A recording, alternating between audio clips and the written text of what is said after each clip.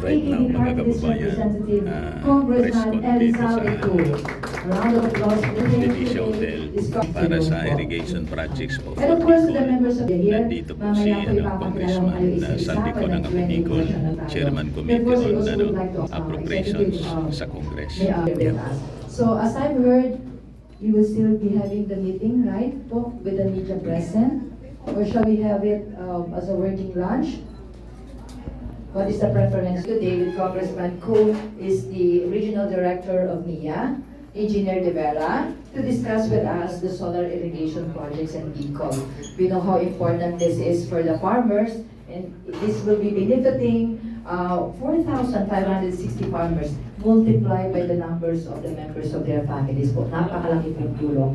And these irrigation projects will be centered on rain-fed areas, meaning wala pong presence ng irrigation yung ating NIA. So ito po yung ating pag-uusapan. We will be here to offer his support dun po sa ating mga problema. So to start the ball rolling, we'll have the opening statement first from, of course, So, good morning po ating lahat, ating mahal na Congressman, Sir, kung sabi, kung sino, very supportive din yan si Kung Pido sa atin.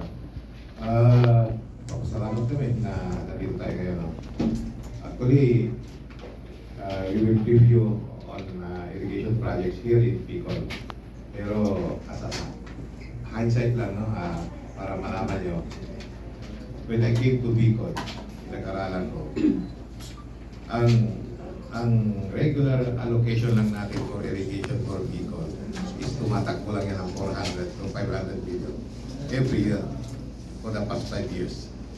That's why, anong nangyari, ang irrigation development natin dito sa Bicol is only around 50%. Malaki pa yung potential na pwede natin gawin dito po sa Bicol area. When I met, Sir, hulaan niyo kung magkano yung allocation natin for 2024. 3.2 billion. So, ang laki. Hindi lang na-double, hindi lang na-triple. Sabi ko nga sa Sir, swerte ng mga farmers natin na may kasangga na tayo sa Congress, sila Speaker, ating Pangulo, si Pangulong Baby Ware, especially si Sir, no? Hindi tayo napabayaan. Actually, sa standing ng NIA, sa 17 na offices, at least nasa top 5 tayo in terms of allocation. So maraming salamat dyan sa naibigay nyo. Hopefully magawa natin yung mga pangarap nyo dito sa Bicol. Every time na nag-meeting kami kasi ni Sir Pido, ni Sir Sandy, yan talaga yung sinasabi. So i-highlight ko lang ngayon, ano ba yung pinakamalaki? Ang pinakamalaking allocation natin for this year. Actually, ang allocation ng NIA for the whole year is around 40 billion lang, sir, di ba? Parati na lang yan. Pero this time, through the help ng ating congressman, almost na doble po yan. And we're hoping na lalaki pa yan by next year. So we're preparing for a bigger budget for next year. So ang pinakamalaki po natin nagkuha dito, na naibigay dito sa Bicol area is yung solar. Ito yung mga bago na irrigation system, bago yung mga technology niya na I think makakatulong because of climate change, nagbago na yung mga source ng tubig natin, kumukunti na because of through solar projects is pwede na natin itong magamit. Ang timeline natin, hopefully by end of the year matapos natin lahat. So that by dry season, by next year, magagamit na ng mga farmers natin. Diretso ko na bang ito siya, sir? Isa a short video lang ito, no? Yan, irrigation project po sa buong Bicol region. Ito po yun, no? Iba-ibang areas. For this project, itong 1.5 billion, we have 71 sites. 1.5 billion, which will irrigate 1,800 hectares of area, no? So, initially, we have 4,500 farmers sa listing natin na nakausap natin, no?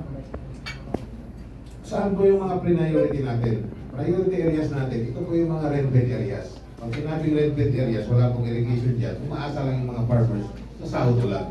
So kung sahod ulan, pag rainy season, doon lang nagtatanim. So mostly, once a year lang yung nagtatanim. No? With this realization of this project, magiging available na po yung irrigation water natin. So may potential po ito na yung farmers natin, ay makapag-dalawang beses na magtanim sa isang taon. Hindi naman natin sinasabing palay. Pwede siguro during dry season, baka corn, no? Baka support tayo sa corn industry dito sa Bicol area. No? So, malaking tulong po yan sa 4,500 farmers po natin. So we have started the project na, no? We have identified the sites. Next slide please. Magiging productive po yung mga area na yan. At nagkaroon na rin tayo ng mga discuss. Magkakaroon na sila. No? So kung May, maka-harvest sila ng early as August or September, mataas yung presyo ng palay sa mga panahon na yan. So, sir, talagang malaking impact ito, no?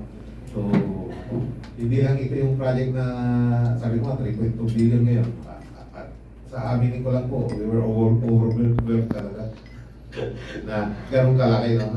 Sanay kami sa maliitan, pero this time talagang malaki po. So, natambakan kami talaga ng trabaho. Pero we're doing this talaga for the Bicol area. So, ito po yung magiging impact niya eventually sa mga projects natin.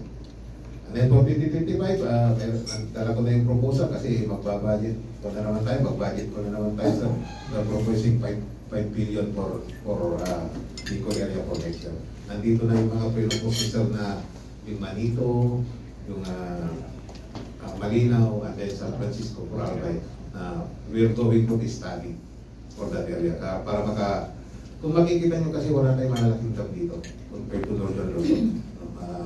So yun ang gusto ni Sir na magkaroon tayo ng at least malalaking dam dito na hindi lang good for irrigation, pwede rin kung support yung domestic water. Eventually kung mataas yung dam, baka pwede rin for electric production. No?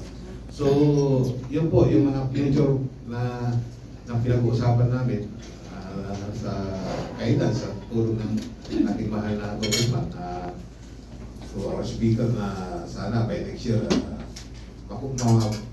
mapalaki pa natin yung funding natin for Bicol area.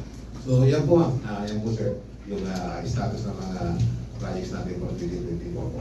Who is here to answer also our question. And siya po yung rason kung bakit po ganito po yung programa na para po talaga sa Bicol region. Marami po dito sa atin. And we are so blessed to have him in the House of Committee on Appropriations. So Congressman, you have the floor now. Yeah. Hello. Yes. Ali, thank you for your presentation. Talagang talagang ko na itong hinahantay na gusto mo lang kasi lagi namin sinasabi na sa solar fertigation, ang kagandahan po nito, yung dating lalo kung nagka-crop ka ng 5 metric tons per year, madodoble, magiging 1 times 1.8 is around 9 metric tons. No? So, kaya excited po talaga kami ID na ma-increase yung production. Aside from, sabi mo kanina, magiging double or triple planting. No? Kasi nga, yung pinapakita ni ID pictures kanina, yun nakatiwang wala, hindi siya naiinit, upland, no? So yung tubig ngayon, with this, makakapag-drill ng diretso mismo sa lupa, tulad ng mamaya, masasabi ni So, ang kailangan ko sanang data ID is, hindi mo ready ngayon is, ilan ang requirement ng Bicol region na bigas, and kaya ba natin maging food security, self-sufficient? Kasi una-una yun ang gusto ligasihan ng ating Pangulo na maging self-sufficient tayo before he steps down, and yun din po ang gusto kong mangyari for Bicol. And kung pwede nga, exporter pa tayo sa ating mga gaya ng Bohol, gaya ng Dacia, gaya ng Mindoro, na self-sufficient and exporter ng mga bigas para makapaglagay tayo ng mga silos. Usapan namin ni Administrator Gilen, pwede tayong maglagay ng mga warehouse sa bawat facilities ng NIA, ng offices, sa Ligao, sa mga At the same time, lagyan na rin ng solar dryer, rice mill, Kasi meron tayong contract farming, no? Na kanina, report ko yan kahapon sa ating speeches na by August or September, mag-start na magbenta ang NIA ng 29 pesos na contract farming. Hindi ko lang alam, kasi hindi ko na nakialaman si Admin Gillen kung nabigyan ng Bicol doon sa in-allocate namin ng 3.4 billion pesos for contract farming. Then, nag-usap din kami kung kaya ilan pang absorptive capacity ng NIA para next year, malagyan ko pa ng additional for the contract farming ng yung 29 pesos per kilo. Kasi very important po yan, pag nagawa natin yan, mapapababa natin ng 50% ang bigas from 55 to 60 ngayon, maging 29. So malaking bagay po yan. So anyway, Arnie, meron ba tayong contract farming dito sa Bicol? Yes po sir, regarding self-sufficiency, no, unfortunately, as of now, hindi pa self-sufficient ang Bicol. Based on PACA record, divisit pa tayo. No? That's why, very important na itong mga projects na ito. Na one concern is, mababa rin yung production natin dito. Based sa data ng DA, around 4.1 lang, no? Parang 80 kabals lang ito per hectare. Compared to sa mga Nueva Ecija, nag-harvest sila ng 160 to 200. Why? Yung fertigation. Yung farmers kasi natin, umaasa lang doon sa butcher, no? Fertilizer butcher ng DA. Good for 3 lang naman ata yun, 4. Ang requirement talaga natin is 6 to 7 para maganda yung production mo. Yun nga, kaya nga yun yung ini-institutionalize namin, no?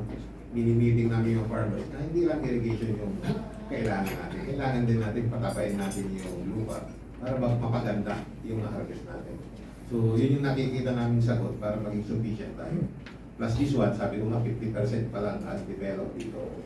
Pag natapos natin lahat ng projects natin in the next 5 years, no, sa panahon ng ating mahal na Pangulo up to 2028, kung extension pa, hindi ko alam sa 2020, ang target natin for people is aabot tayo ng around 70 to 80% developed area. Pag naabot po natin yan, magiging sufficient na po ang people area in terms of population versus production na pag na-increase natin. So yun po yung nakikita namin datos na pwede natin ang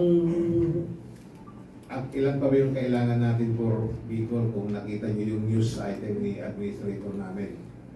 Sa buong Pilipinas, 1.2 million hectares pa ang walang irrigation. Anong hinihingi niya sa Congress? 200 billion per year daw. So yun yung estimate talaga namin. No? If we want the whole Philippines to develop, dapat food security yung priority ng funding. Kaya lang, every year nga sabi ko nga 40 billion lang kami. So, kaya hindi namin na-address. Pero maintindihan na hindi namin na-address lahat. No? But we're maximizing. No? Sabi ko nga, ito yung chance dito sa people talaga. Kasi nandito yung approach chairman. Yung samantalahin natin na kaya nga nagpo-propose kami ng marami kay sir para at least umangat tayo. Ito yung, sabi nga, ito yung bagong technology na because of climate change, no? Nagbabago na kasi yung mga rivers natin. Yung problema nga nila sa uwas, kung minsan nabibitin na sila sa tubig. So with this project, nakikita naman natin, no? Pinakita natin kanina na anytime, pag may time, hindi ka na mag-aantay ng schedule. No?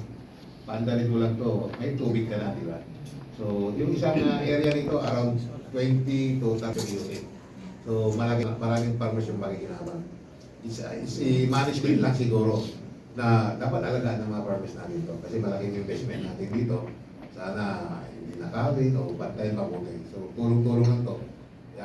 Kasama naman natin yung mga LGU dito na i-present ko na rin pala lang to na tulungan kami, especially sa barangay na hindi basta-basta masira yung mga investment natin. Malaking in the long run. Pangalawa po, marami po tayong pump irrigation system na existing dito. Pero yan diesel, yung iba kuryente. Kaya po kasama yung masba dito. No? Yung masba po, nakautang ka sa kasuri ko ng around 6 million. Pinutulan na siya. For the past 2 years ata hindi na nagtatanim yung mga farmers doon. Around 1,500 hectares, yan laki. So, ginawa natin, nag-coordinate tayo sa Masba, ay sa Casureco na hulog-hulugan na lang para makabangon. So, ito, isa yun na i-convert natin for solar na rin. Kasi nga, nung dinevelop yung irrigation system noon, mura pa yung diesel, mura pa ang kuryente. Pero sa high cost ngayon, talagang nararamdaman po namin na nahirapan na talaga sila. So, ito yung bagong technology na solar. Hopefully, may convert natin yung iba para at least mapawasan yung load din po nila sa operation cost. No? At least, kung mababa yung operation cost nila, tataas naman yung profit nila eventually pag maganda yung presyo ng pahay natin. So, yun po yung long term no, na gusto natin mangyari, na gusto rin ng isa yung mangyari na for our farmers in Bicol po. So, kasi kung open yan, ayaw mong ihalo kasi baka mawala lang yung abono, sayang. So, through this, ginagawa na po sa Israel kasi yan, no? At nakita natin na very productive. Kasi direkta yung, kaya nga fertigation, no? Fertilizer at irrigation. Kaya fertigation ang tawag nila, no? So, yun. Fertilizer plus irrigation, fertigation. So, habang nagpapatubig ka na, ilagay mo na yung abono doon, ibig sabihin, less labor ka. Kasi hindi ka na mag-spray, di ba? So, less labor, tapos mas effective kasi nga, sumasabay na siya sa tubig. Wala siyang losses sa air, wala siyang losses sa ground. So, ito yung bagong technology na nakita natin na ginagawa sa Israel. Yung, sa totoo lang, sa initial cost nito talaga mahal. Pero in the long run, I think makakabawi tayo po dito. Pakita niyo naman na because of additional production, makakalikop tayo ng 140 million per year na income ng mga farmers natin. So in the long run po, mapapawasan na yung operation cost kasi wala nang fuel, wala nang electric, and then madadagdag pa yung fertigation. Yun po yung fertigation na sinasabi ni Sir. Dapat tayo ng 100% irrigation na matapos dapat in 3 years 100% fully integrated, fully irrigated, and fully fertigated with warehouses, solar dryer, rice mill, pati yung mga delivery truck para ma-deliver natin, and also contract farming. Magkano kailangan natin ng pondo? Kasi itong contract farming, ang explanation is bibigyan mo ng libreng fertilizer, libreng bini, libreng pesticide, around 30,000 pesos per hectare. Then yung 20,000 pang sweldo ng farmers per every hectare. Then, out of yung mapuproduce niya, which is around 5 metric tons at target, ibabalik sa NIA, babayaran ulit ng 50,000 pesos. So, ang cost doon, pag dinivide mo, is around 29 pesos per kilo. So, hindi na natin kailangan import kasi mas mahal yung bigas. Pero habang pag na-fertigate natin yan, na-irrigate, magiging murang-mura po ang bigas kasi madodouble yung production or triple. Actually, hindi ko na-explain kanina yung contract farming. No? Ito yung bago na project din natin na sinuportahan ng ating mahal na congressman. No? Ito yung contract farming. Bakit nagkaroon tayo? Nung last year kasi, balitang-balita na yung El Nino. Diba? El Nino, natatamaan tayo. So, sa NIA, nakita natin na magkakaroon talaga tayo ng losses because of El Nino. So, in preparation for that, nag-propose ang ating mahal na administrator na dapat magkaroon tayo ng contract farming. Na magpapatanim tayo ng maganda, well supported to. No? Iba rin naman yung sa DA, iba naman yung sa NIA. No? So, for the whole Philippines, for the whole country, we have target of 40,000 hectares with a target production of 5 tons. So, i-multiply mo, yung 5 tons is 5,000 kilos. No? Kung i-multiply mo yung 5,000 kilos sa 40,000, ang laki po yan. Ilang kilo po yan? Million kilos of isa. So, nag-umpisa po tayo And then ang expected harvest natin is itong ang August, September, up to October. So kung magiging successful po yung harvest natin yan po yung sinasabi nilang ibebenta natin ng 29. So whole Philippines po yan, lahat ng regions binigyan. For Bicol area po, nakakuha po tayo ng around 1,500 sir. No? Kasi maraming tayo naghati-hati. Kasi ang gusto lang ating administrator, ating Pangulo, na sabay-sabay buong regions magbebenta kami ng 29 pag nag-harvest lahat yan.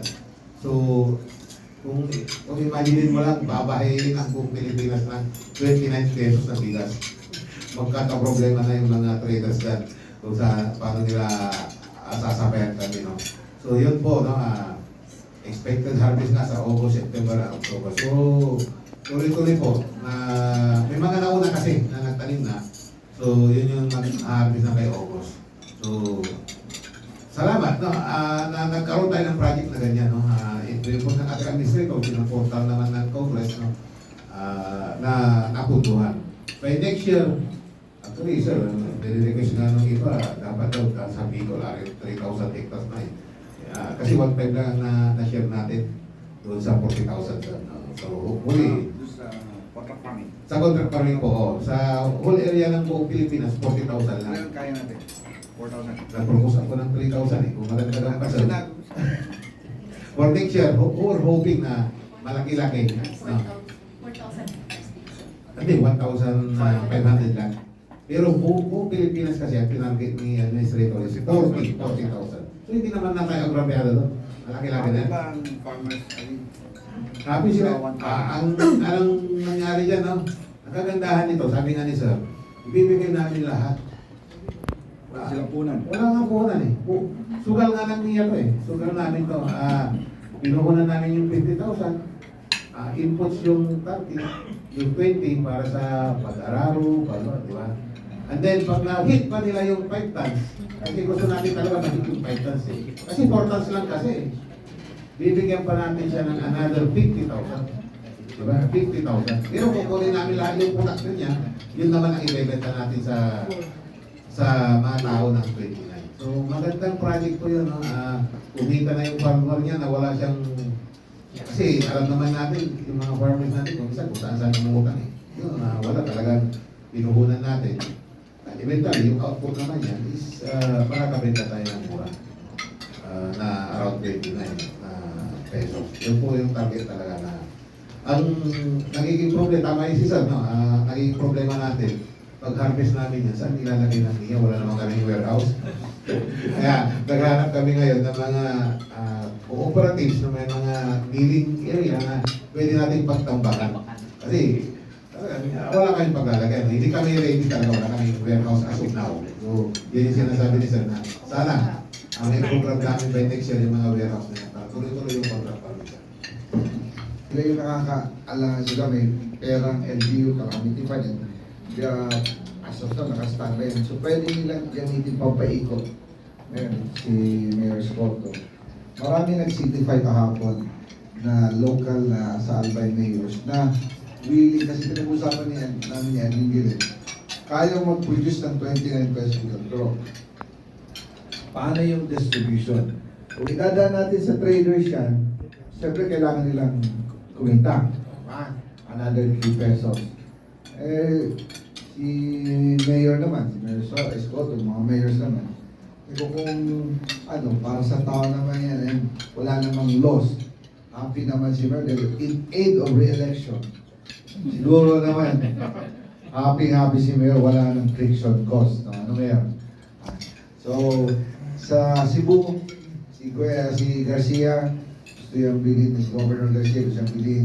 Then another yun, mga government agencies. No? Pag hindi pa talaga ang worst scenario, ayaw ko sana mangyari, yung DSWD. Kasi yung DSWD, binibigyan na natin sila ng yung sa 4-piece na 120 billion pesos. So, may subsidy na sila na, ano, kumbaga sana last priority sila na pakinabang kasi meron na silang cash na natatanggap, no, na pondo para pambili ng bigas o suporta. So, buy the cheaper rice, sana yung kadiwa rin, no? Isa rin yung sa isang buyer, no? At saka NFA. So, yun ang mga Actually, itong contract farming ID. No? Si admin, unang kausap ko dito ng idea dito sa PCA, si Bernie Cruz. No? Kaso lang, nung buti na lang nakilala ko si admin. Ay admin, sabi ni Bernie, kaya mag-implement ng contract farming. But nadali, i-release sana yung pera sa Philippine Coconut Authority. Kasi, ano ba itong nakukolekta natin sa rice tarification law? Bakit binibigay lang basta sa farmer na walang agreement? So tapos nabibenta pa ng masyadong mataas. So sana naman, meron na silang windfall na napakataas ang presyo ng bigas. Ang cost lang naman ng bigas is around 10 to 12 pesos kung yung direct inputs lang pag-usapan. So, ma-adjust. So, anyway, nag-usap kami isang araw niya, tingin sa plano, sabi ko, kung pwede mag-add ulit yung kaya ko ba another 10 billion. Sabi niya, kaya niya daw kasi 1.2 million metric tons na square hectares na lupa na pwede pang i-contract farming. So, anyway, dito na lang sa Bicol, di ba alam na, di ko kasi pinakialaman yung allocation na linagay ito. So, this time, paano natin, pa-increase natin from 1.5 to 4,000. Thank you very much, Siyempre, Congressman. special lang, ikaw tayo nag-iisip, wala nga naman, ano may premyo? Ha?